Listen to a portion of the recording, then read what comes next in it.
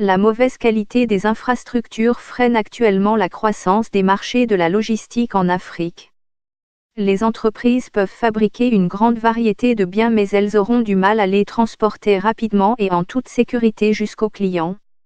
Selon le cabinet conseil en logistique, Knight Frank, le coût du transport représente de 50 à 75% du prix de vente au détail des marchandises. En d'autres termes, plus les routes sont mauvaises et le trajet de la marchandise plus long, plus son prix de vente final sera encore plus élevé. Entrée en vigueur de l'accord de libre-échange africain UA, un marché unique africain du transport aérien Banque mondiale, Mactar Diop à la tête des infrastructures. L'espoir est tout de même permis quant aux pistes de solutions pour améliorer la logistique en Afrique aussi bien au niveau des investissements étrangers que dans les solutions locales. Par exemple, au Nigeria, la start-up numérique Kobo 360 a développé une application qui révolutionne la livraison de frais en s'assurant que tous les maillons de la chaîne d'approvisionnement sont respectés et suivis à la lettre pour assurer la sécurité et préserver la qualité des marchandises en transit. Un centre d'appel est en mesure de surveiller les livraisons par camion sur les routes en temps réel et de communiquer directement avec les chauffeurs, les fabricants et les distributeurs, grâce au positionnement par satellite GPS. Kobo 360 n'existe que depuis 3 ans, mais le problème de la livraison sur des marchandises aux distributeurs est tel que de nombreux conglomérats du continent se sont maintenant inscrits comme clients de la start-up. Olufemi Ransom Kuti, expert en logistique, explique que des solutions comme celle de Kobo 360 ont un effet qui profite également à d'autres industries, comme l'agriculture.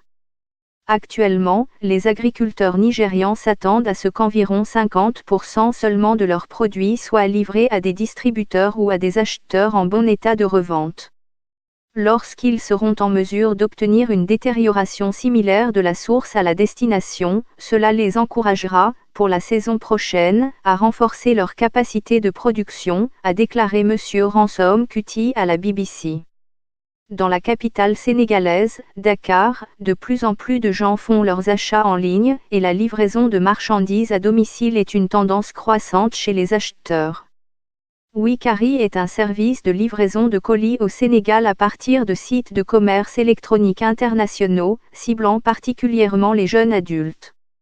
Nous cherchions à créer une entreprise de logistique classique, mais après quelques mois, nous nous sommes rendus compte qu'il y avait beaucoup de gens qui cherchaient à acheter des produits de pays comme les États-Unis et la France, a déclaré Olabisi Ojoyi, cofondateur de Wikari à la BBC. Les achats en ligne sont disponibles ici, mais ces grands sites n'expédient pas souvent en Afrique. Jumia bientôt cotée à la bourse de New York. La monnaie mobile pour booster la bancarisation énergie renouvelable, un potentiel inexploité. Il y a d'autres start-ups au Sénégal qui essaient aussi d'offrir de nouvelles solutions, telles que l'application de livraison PAP, qui vise à livrer tout ce que vous voulez à votre porte en une demi-heure.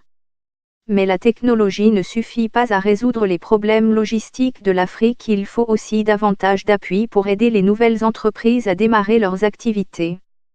Les jeunes entreprises disent qu'elles ont du mal à trouver l'argent dont elles ont besoin, ou qu'elles se trouvent sur le continent. Selon la Banque africaine de développement, BAD, les prêts aux entreprises sont accordés à des taux d'intérêt allant de 12 à 20%. Cela signifie qu'une entreprise sur 4 ne pourra pas évoluer au-delà de la première année.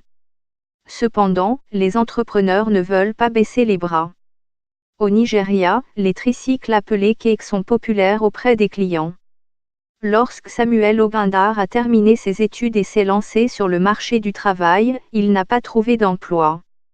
Finalement, il a décidé de lancer son propre business. Il dirige une entreprise de taxi cake appelée Corporate Cake, où tous les chauffeurs ont un uniforme très distinctif. Je veux changer l'aspect du transport. Certaines personnes pensent qu'elles ne peuvent pas réussir. Je veux que les gens me voient et sachent que vous pouvez commencer quelque chose tout petit et aller loin.